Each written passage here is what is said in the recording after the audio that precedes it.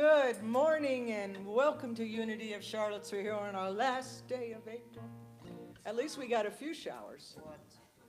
We needed them. We needed them badly. So welcome to Unity of Charlottesville. My name is Rhonda Cooley. I'm the celebration assistant today, helping out our senior minister, Don Lansky, Morning, also everybody. our resident guitarist. Good morning. We want to welcome all those online today as well. Hi out there in YouTube land, and thank everybody for helping us out today, as well as especially what's her name? Blair Jones, our music director. And as always, we're going to start with music. So let's sing, shall we? Here we go. 1, 2, 3.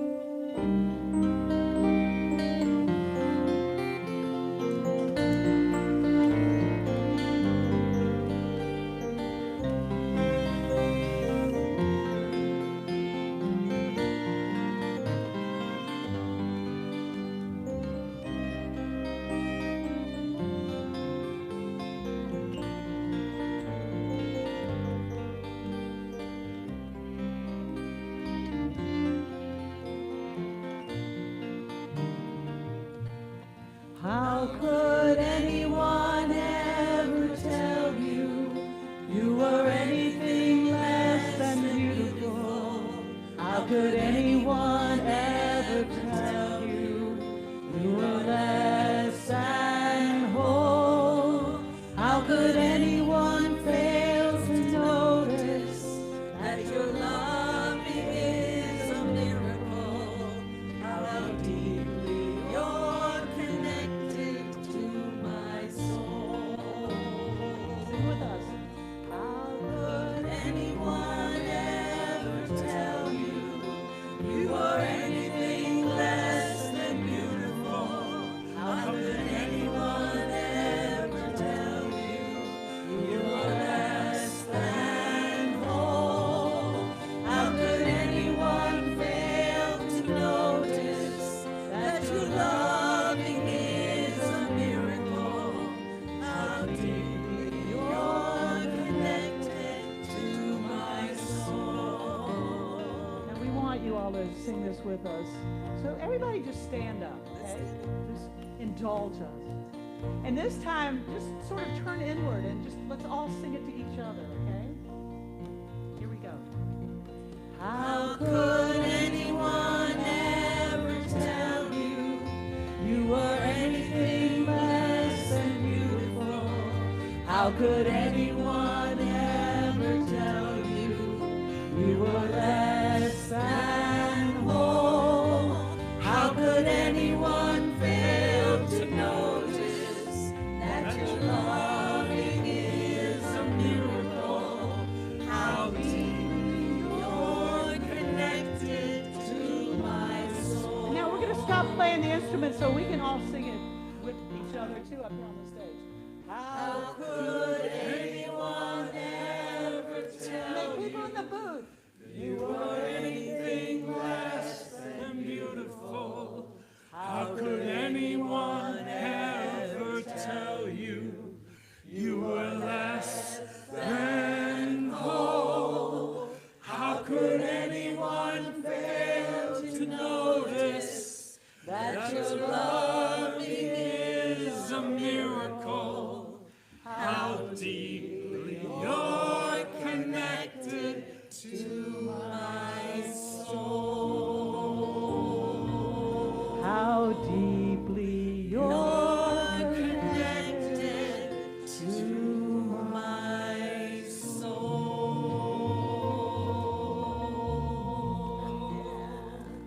Oh, that was so nice. Thank you. Well, good morning, everyone, and welcome to everybody who's watching online and all the people who stayed home because of the rain this morning. Welcome to Unity. Unity is a place that welcomes people of all faiths, all religions, all gender identity, sexual orientation. Everyone's welcome here. We are part of the New Thought tradition that began in the late 1800s, and we consider ourselves to be, I would say, culturally Christian. That means we have historic roots in Christianity and universally inclusive. So we welcome people of all faiths, and we honor the wisdom that is found in all sacred traditions. So we hope you find something that's worthwhile here today for you. It's our tradition to begin with prayer this morning, so let's just take a moment and close our eyes and take a deep breath.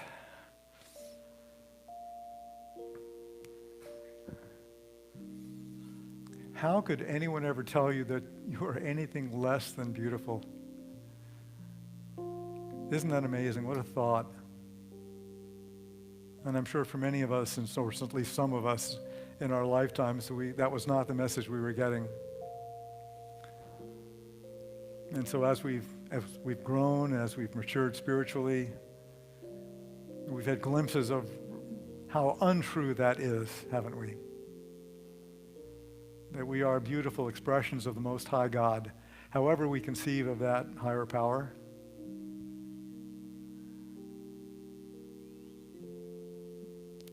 And that is what makes being here this morning so special, that we uplift each other, we remind each other, we affirm for each other who we are, the truth of who we are.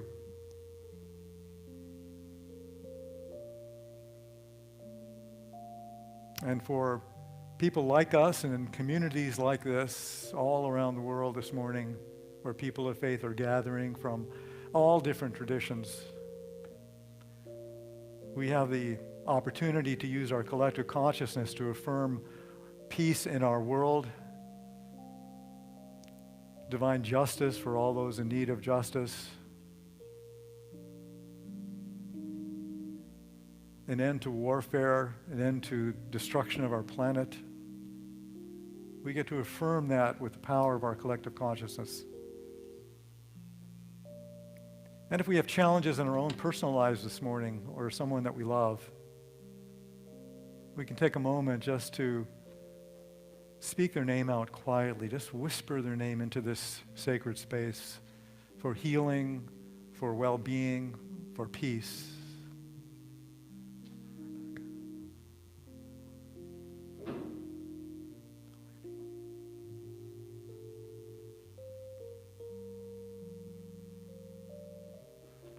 We affirm that our prayers go out on the wings of prayer throughout the universe. We claim it all good, and we claim this now in the name and after the nature of the indwelling Christ. And so it is. Amen.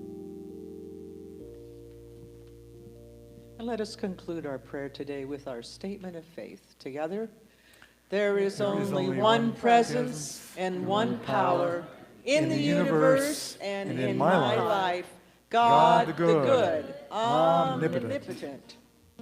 Well, again, we have this opportunity to stand and welcome anyone that's here new or hasn't been here for a while. Welcome back. And again, we sing.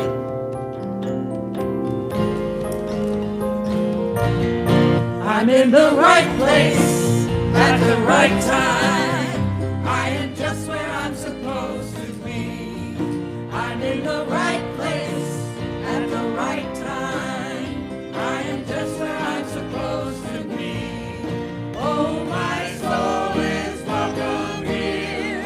Oh, my soul is welcome here. I am getting the message loud and clear. My soul is welcome here. I'm in the right place at the right time. I am just where I'm supposed to be. I'm in the right place at the right time. I am just where I'm supposed to be. Oh, my soul is welcome here. Oh, my soul is welcome here.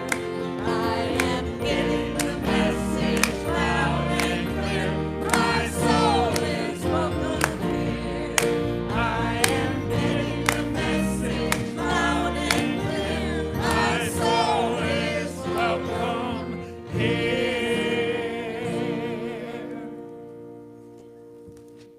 And it's that time for Kids Church. I think who's back there?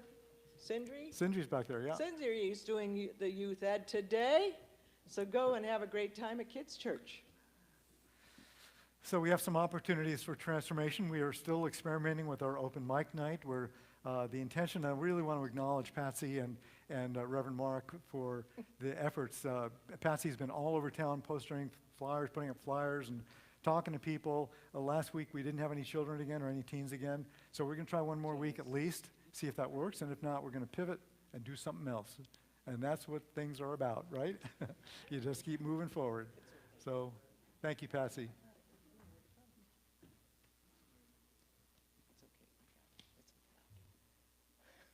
You guys good? And next week, well, my Bible Disappeared. disappeared with all my notes on it. I don't know where it went. It was here a minute ago. Next week, we're going to have hospitality. We used to have it every week back before COVID, way long time ago.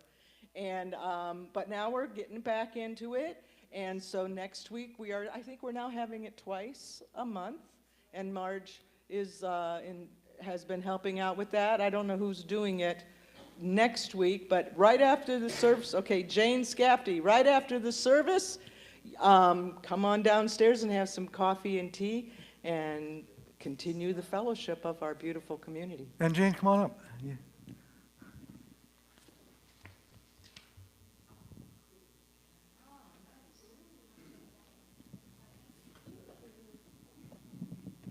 So good morning. Come on all the way up so people can see you from who are online, okay? It's so scary up here. I know, it's really scary. There we go. I don't know how you do it every week up here.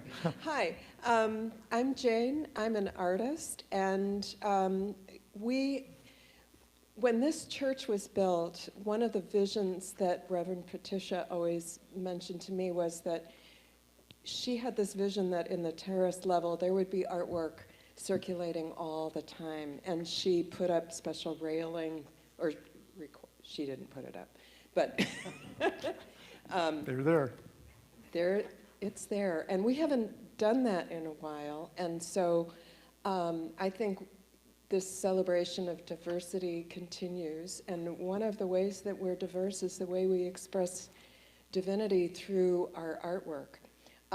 And I know a lot of people here, or I know a few people here who self-identify as artists, but there may be people who have creative practices and they just have never shown that work. And I think that that is how we get to know each other very deeply. And my extremely handsome and talented husband is going to be hanging the work in the terrace level with me. And so we're going to be on a monthly rotation. This coming month, we're featuring the works of Blue O'Connell, who is just like showing herself as like multi-talented person. And so that'll be for the month of May, and then I would love for anyone who would like to participate to just come see me, and we'll get you into the rotation. So, Great. Thank you, Jane.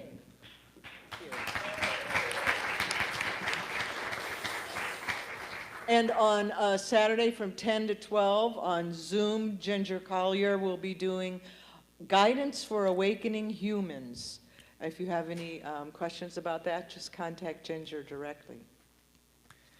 And I'll be doing the Unity Basics classes again. The Unity Basics 1 is the history of Unity. That's the history of the Unity movement and the history of Unity of Charlottesville. And then Unity Basics 2 is about what Unity teaches. So if you are interested in learning more about Unity, these will be online on Zoom on Wednesday night at 7:15 on the 24th and the 31st, I guess.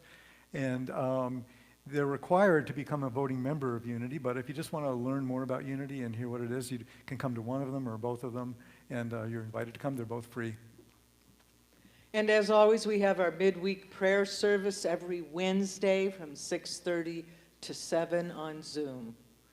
And just wanted to announce for the last week that the voting members chose to change the name of the Unity Holistic Healing Center to Peace House. That was a vote from the voting members. And so that is now the new name of that building up there, the Peace House. And I want to thank everybody who was there last week at the Meditation Garden, Meditations in the Garden. I want to thank Michelle Pike and all the presenters, Jing and Brigitte and Marianne, and the hospitality people. I think it was Marge and Christy down there with hospitality, and all the people who came. We had a lovely day out there just to bring awareness to this gargantuan project out there, which is to create an interfaith meditation garden that has little stations that honors all of the world's spiritual traditions. And it's been, Michelle has been working on that for years, and we'll continue to work on that until it's done. So thank you everybody for that. So let us again affirm our mission statement together. Together, Unity of Charlottesville empowers everyone to express their unique divinity, making a positive difference in the world.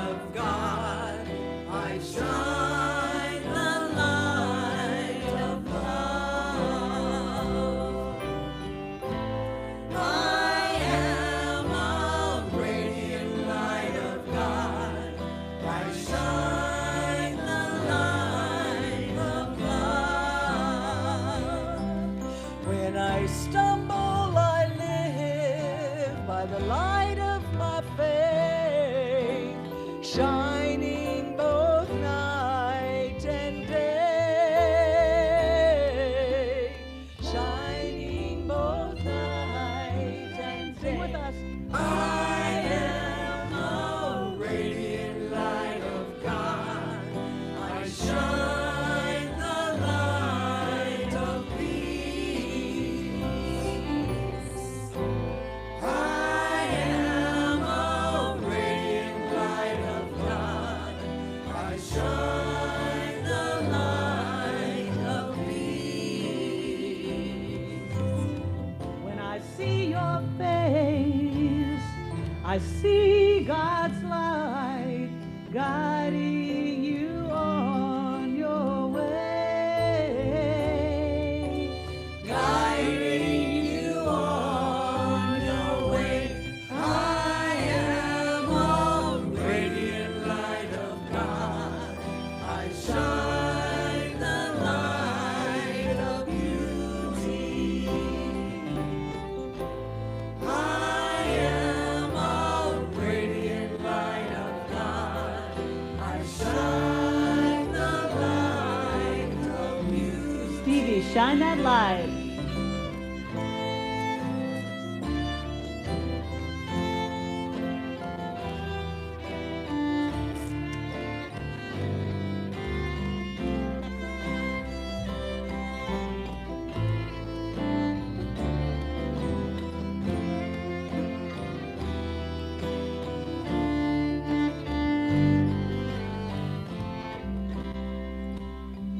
With conviction so sound, I know that now is the time to pray. Now is the time to pray. I am a radiant light of God. I shine the light of healing. I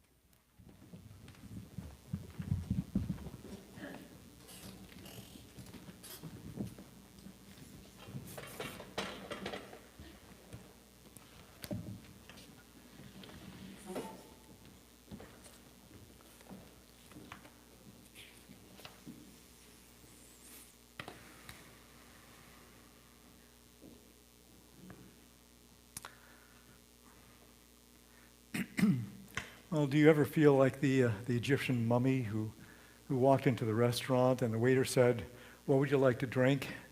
And he said, "Nothing. I just came in here to unwind."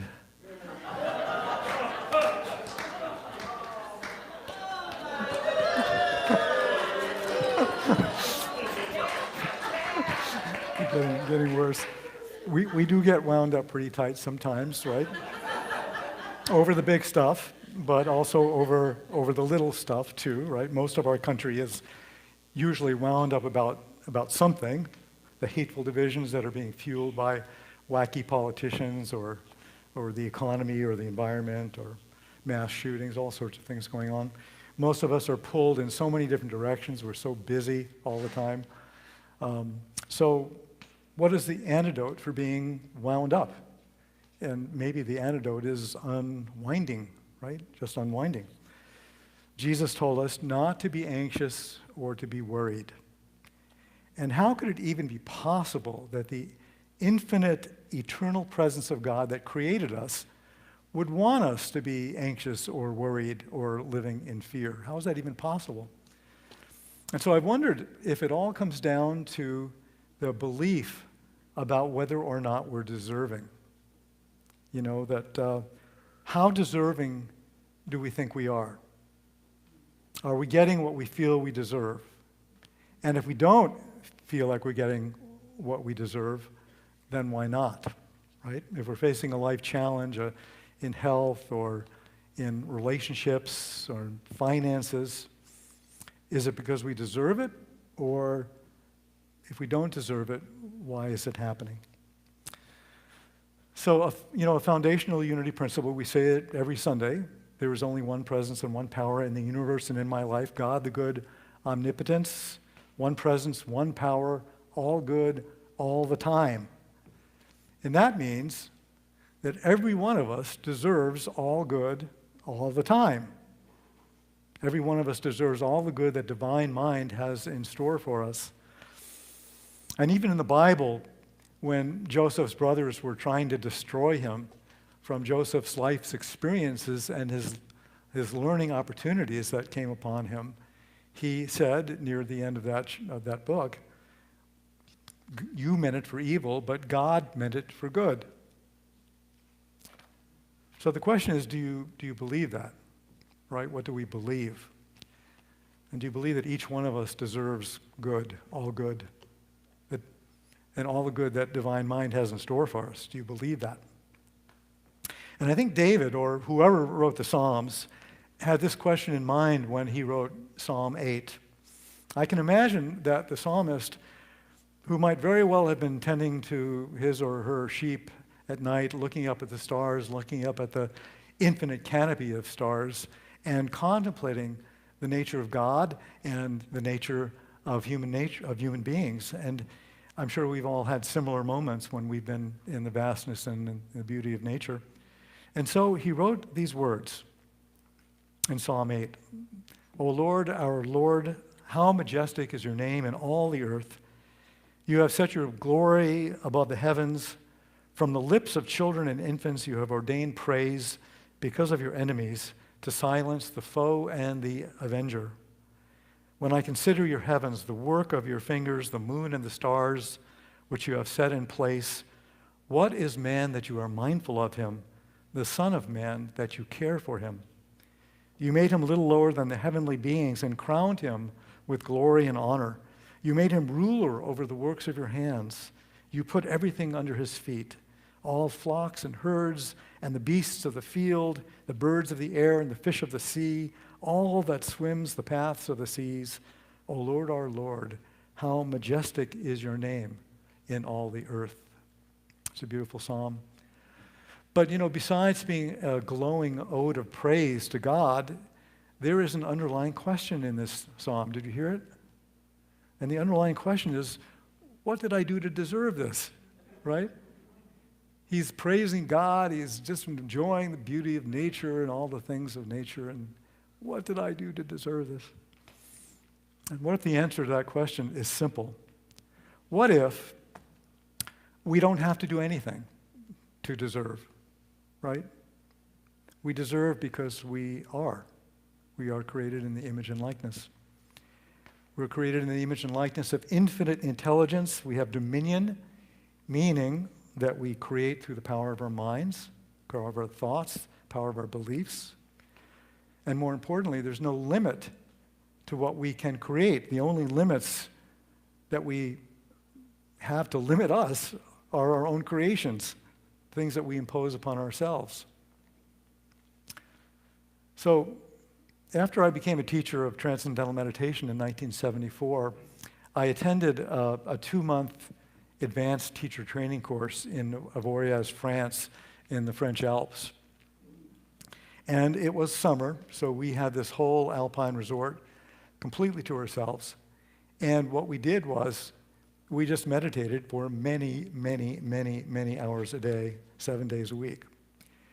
And one day, Maharishi Mahesh Yogi decided that he wanted to give us an advanced meditation technique. And so he had us line up. It was a rather long line, and we would come up to him one by one, and he would whisper in our ear this new instruction. And in my own spiritual immaturity at that time, I wanted attention from my teacher. I wanted to be noticed. I know that many of you who have had spiritual teachers can relate to this, you know. And it was only later that I realized that I really didn't need that attention. I really didn't even need to be physically close. That teaching is here, right? It's in the heart. So anyway, I remember standing online. I was trying to communicate with Maharishi telepathically. And I was trying really, really, really hard. I was focusing all of my attention in a way that I don't think I had ever done before, really intensely. And what I was trying to communicate was this: thank you so much for these teachings. Thank you so much for being part of my life, but I don't deserve it. I don't feel worthy. Like the psalmist, I was giving thanks and gratitude, and at the same time questioning, am I worthy? Do I deserve it? Am I good enough?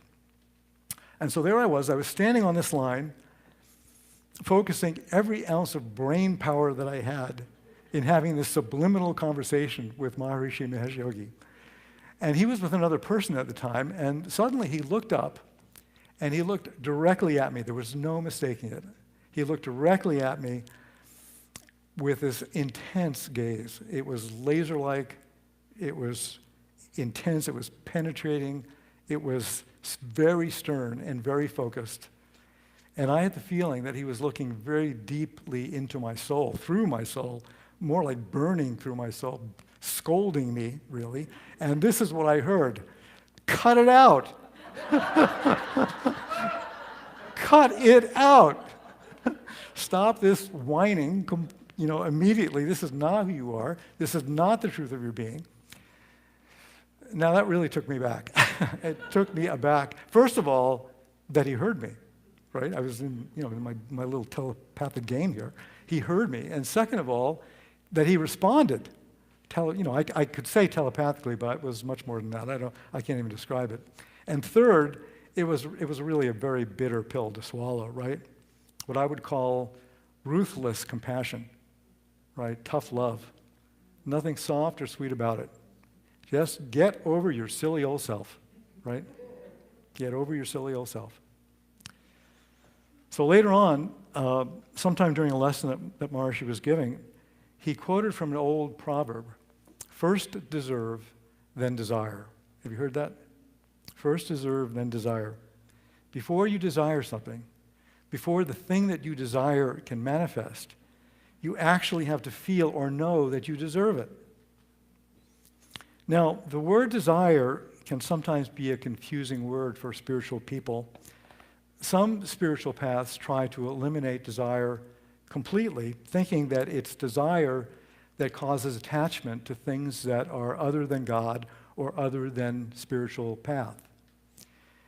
The mystic who aspires to surrender to the will of God desires his or her personal desire to be the personal desire, to be the desire of God also, right? Thy will is my will.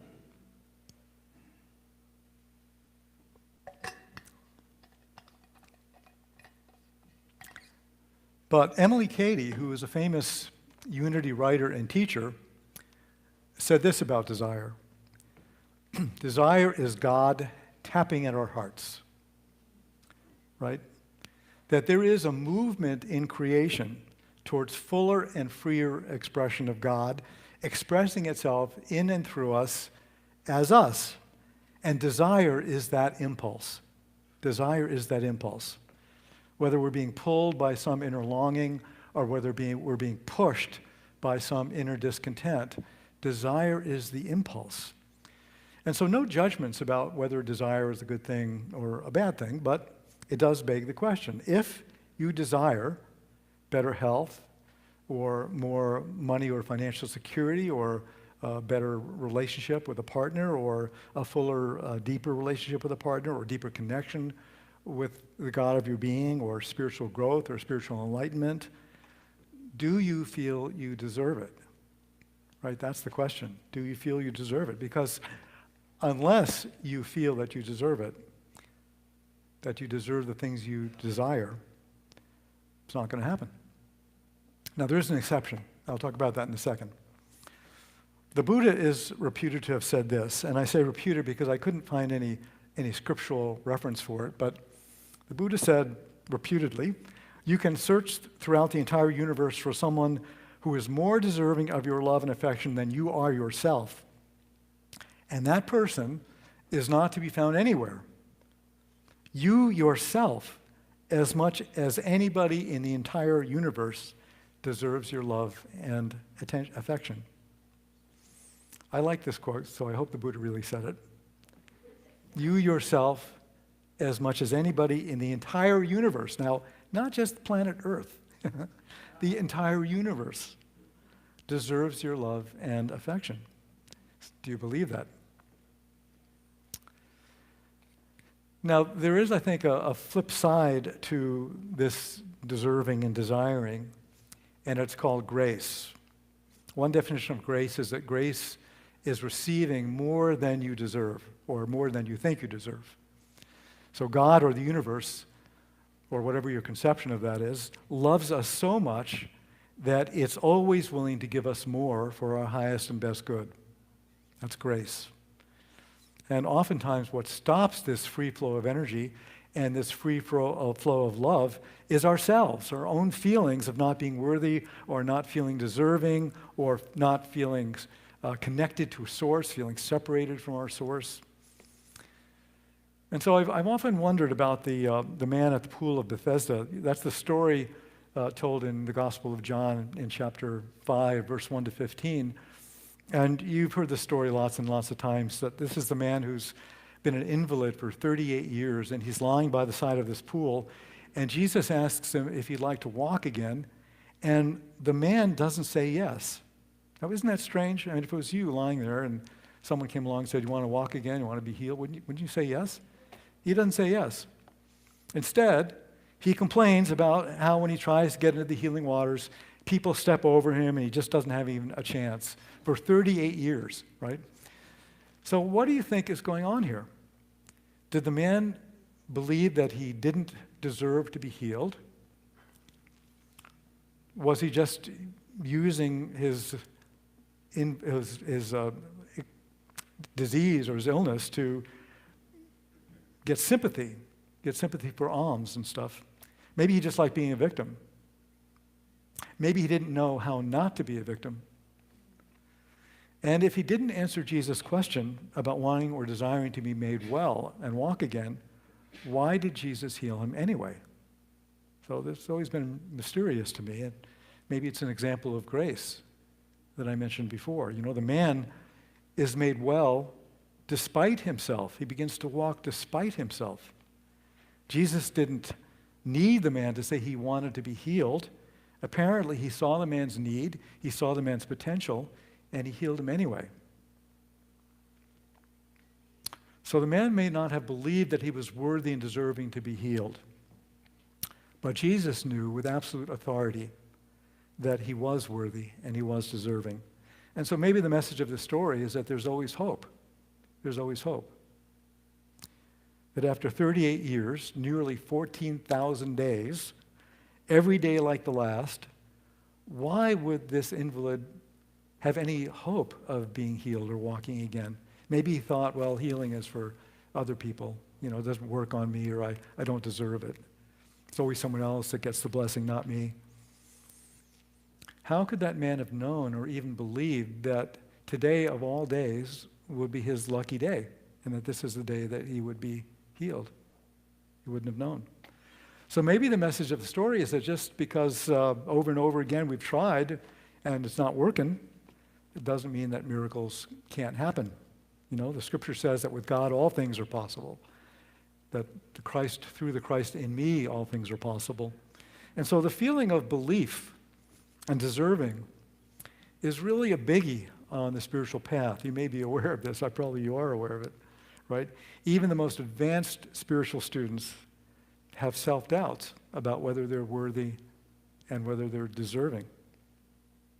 Even people at the top of their fields, people who have just established themselves as leaders in success and fame and celebrity and money, have doubts about their own self-worth, their own deserving. And I remember watching a really interesting interview. I tried to find it and I couldn't find it, but it was years ago. It was a bunch of leaders. I know David Letterman was one of them, but there are lots of the leaders, just successful people from all walks of life, sitting around a large table talking about their experiences.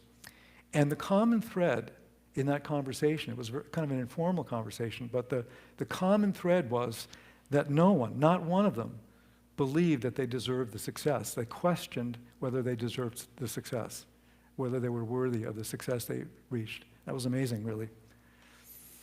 And so the very first step on the path to deserving is to start challenging and deconstructing our beliefs about not deserving, right? Deconstructing our beliefs about it. Try picking an area of your life where you would like to experience more abundance, whether it's health or relationships or money or spiritual evolvement or spiritual connection or time, all of these things, and ask yourself, do I really believe that I'm deserving of this? And if not, why not? When and where and how did you learn that you didn't deserve what you want to be or do or have? And would you be willing to have a different outcome? Right? So there's willingness involved as well. And affirmations and denials are particularly useful for challenging old thought patterns, as we know. Denial means that when you recognize a pattern kicking in, you can first deny that that pattern has any power over you. And then secondly, you can deny that it's the truth of your being. You can deny those things. And then you can affirm the truth. How many remember Stuart Smalley from Saturday Night Live? Remember him? I'm good enough, I'm smart enough, and doggone it, people like me, right? He would look at himself in the mirror and say that every show. The key to the affirmations is really feeling into it, really believing that the affirmation is true. Believing that it's true for you, right? Believing that you are worthy and deserving of what it is that you're affirming. You have to get that vibration going, that higher vibration of belief. I know most of you have heard about Ram Dass. Ram Dass, Ram Dass was a well-known mystic and author and writer and teacher, seen by many as indestructible and highly evolved. And in 1997, at the age of 63, he had a massive stroke, a near-fatal stroke, which left him partially paralyzed and also suffering from severe verbal aphasia. Aphasia is the inability to understand or express words. And so after a long recovery, he remained saddled to his wheelchair, but he was able to return to a light schedule of teaching in very small groups. And in one of the small groups, this young woman declared to him, "I was shocked when I heard that you had a stroke. How could this happen to you of all people?" And Ram Dass replied, "I had the same reaction initially. I was mentally screaming at God. Why have you done this to me? Don't you know who I am?"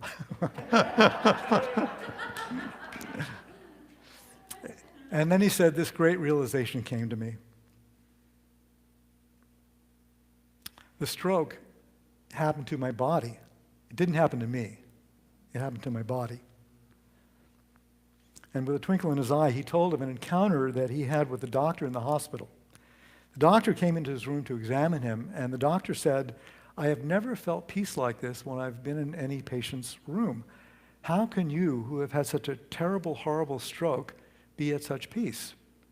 And Ram Dass replied, "You can use your instruments and powerful machines to examine me, but you won't find me. Things have changed in my body, but I don't happen to be those things. Nothing about who I am has changed at all." So we are spiritual beings having a spiritual experience. We are light beings. We are made of stardust. We are the light and the energy of the Creator expressing and fulfilling itself through its creation in us. We are the image and likeness of that infinite intelligence that created us. And if God, as the poet Kabir says, is the breath of creation breathing us, the breath of creation breathing us, then we are the very essence of that breath that is breathing us, right? So do we deserve all good things? You bet we do. Let's prepare for meditation.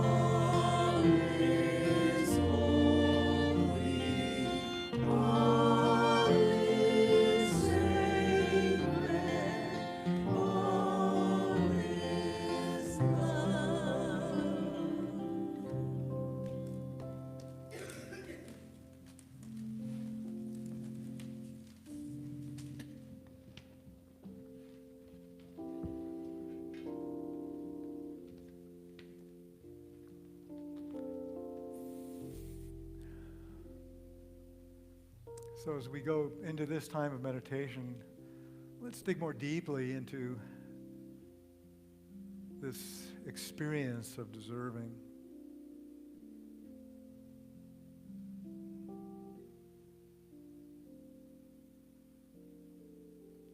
And we can begin with some affirmations, which I invite you just to take in as if they're your own words. I deserve all good things. I am worthy and deserving of love. I deserve happiness.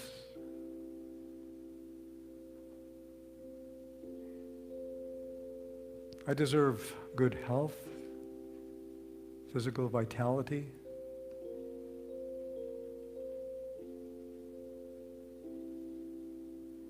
I deserve loving relationships with the people that I come in contact with my family, with my friends.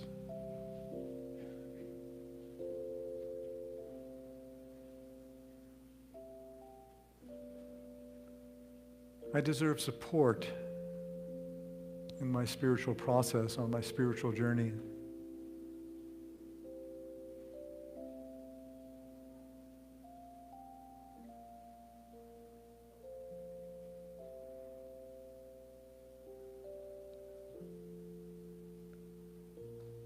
I deserve to feel financially secure.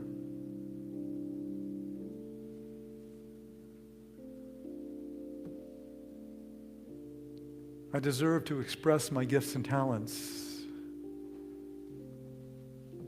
and have other people see me for who I am.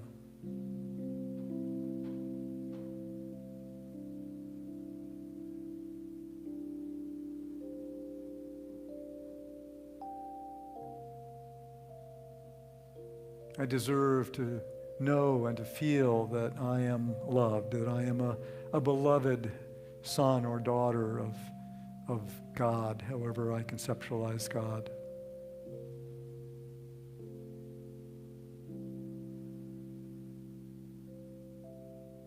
I deserve ease and peace in my life and for those around me.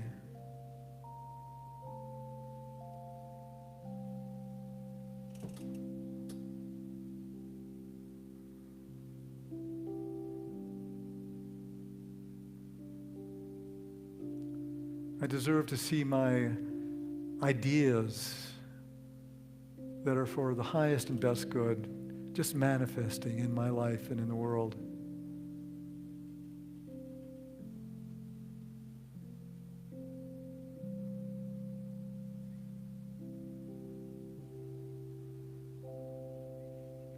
I invite us to take some time now in the silence and to, with these affirmations of deserving, you may find sometimes that a thought pops up, that little voice, that little critic, no, you're not. And in this time of meditation this morning, we get to say, thank you for sharing, but that is not the truth of my being.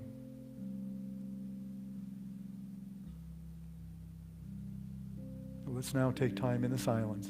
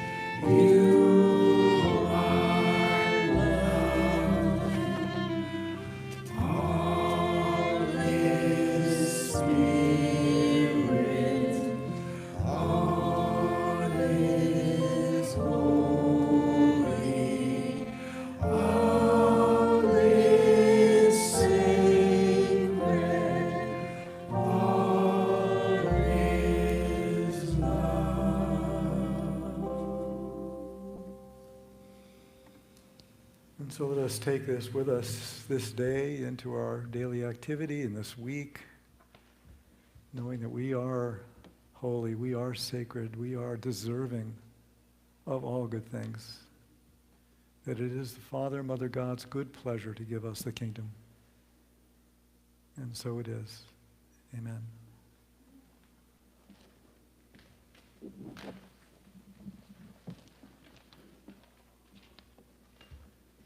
So it's that time in our service where we have that opportunity to give back all the good that we receive each and every day. And we are grateful for that. We make it very easy for you to give. You can give today right here into the butterfly net, or you can text to give, the 844 number there, or go to our website and use the Tithely app. It's very quick and easy, and easy to do. So let's take those gifts in our hand, hold them in our hearts, and let's bless them together.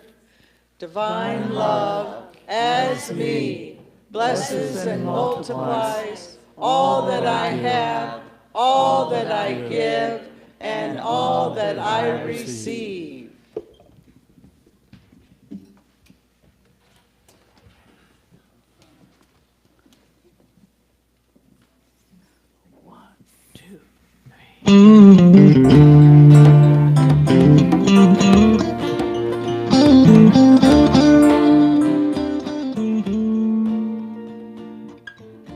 Friends can come and go like seasons.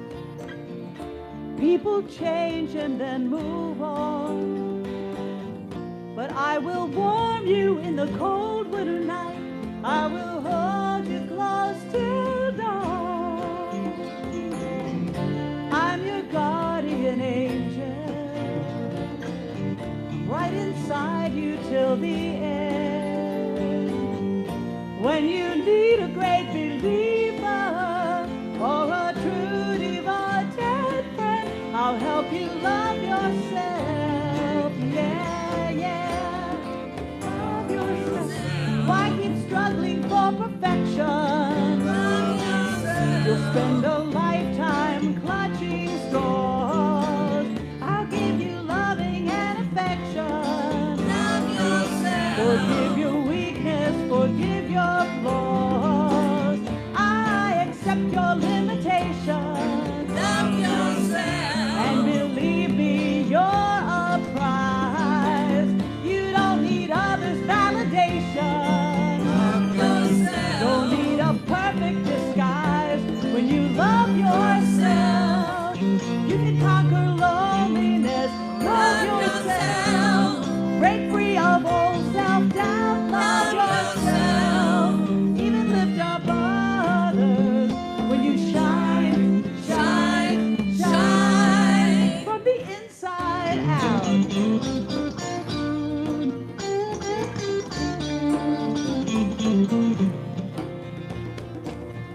Marriage used to last a lifetime.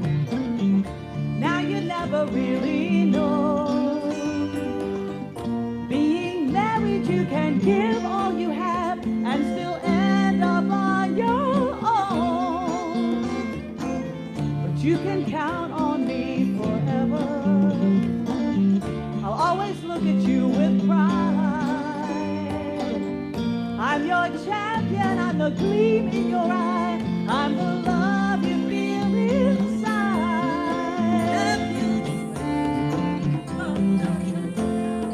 Love yourself. Why look around you for approval? Love yourself. Why let others be your judge?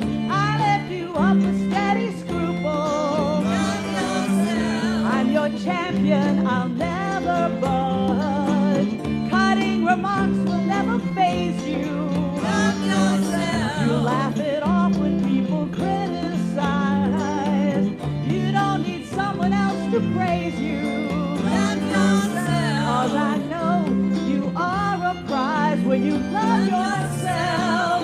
You can conquer loneliness. Love yourself. Break free of old self-doubt. Love yourself. Even lift up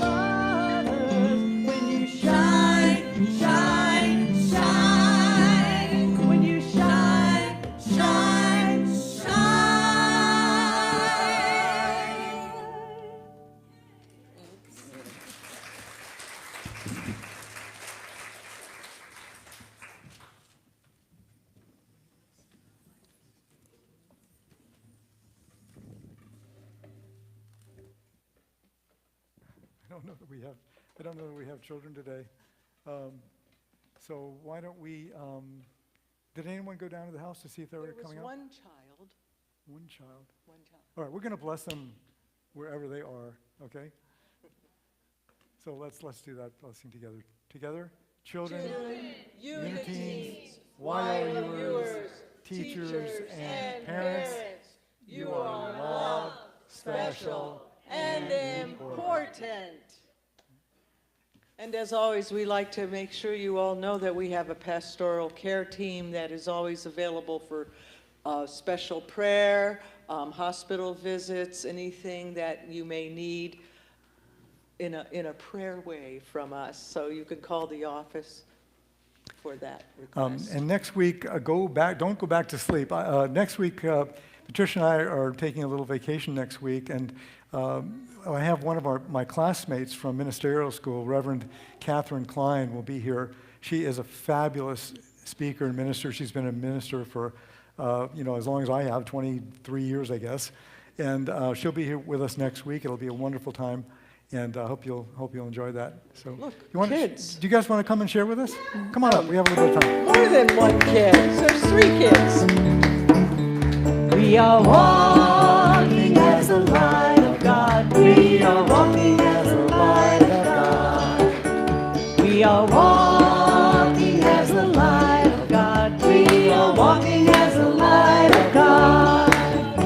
We are walking, we are walking, we are walking as the light of God. Light of God. We are walking, we are walking, we are walking as the light of God. Well, we had so much fun we were late.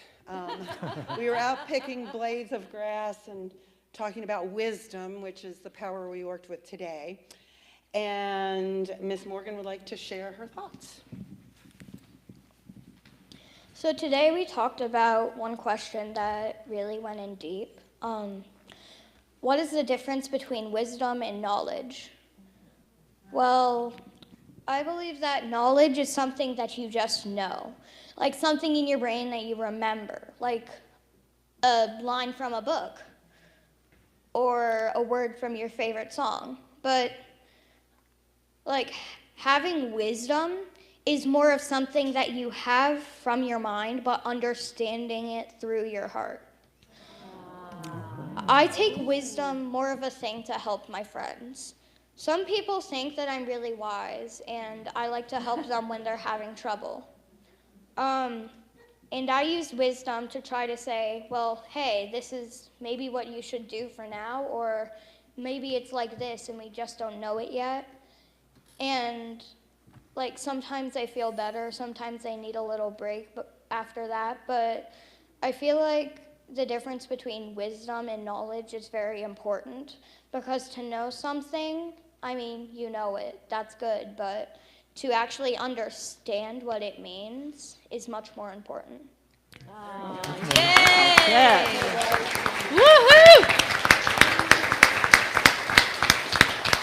So let's do a double blessing. Let's do this again, yeah? Okay. All right. So together. Children, Unities, YOUers, teachers, and parents, you are loved, special, and important. And we're just going to give Miss Thank you, Parker guys. just a quick, because we... And so also we took things from what we found outside, and she said 3 unimportant things. And so we explained why they were unimportant, but then she said, how are they important? And there was actually lots of surprising ways that they were actually important. Thank you, Parker. Okay, thank you, bye. Any you, Parker. questions? Thank you, guys. Thank you, everybody. Okay, head on down. Thanks, guys. That's a future minister right there. So I just want to thank everybody who helped out this morning, Greg and Maggie up in the sound booth, and Don Chudd out on the blessing team, and Marge. And of course, our fabulous music director, Blair, and our music team here, everybody. So thank you all. Let's Have a stand nice vacation. Thanks. And be safe. Let's hold you in the light, you and Patricia. Let's stand and do our prayer for protection. Yeah, let's stand, everybody. We'll do our prayer Stand. for protection. Say our So together, the light of God surrounds us, the love of God enfolds us, the power of God protects us, the presence of God watches over us. Wherever we are, God is, and wherever God is, all is well.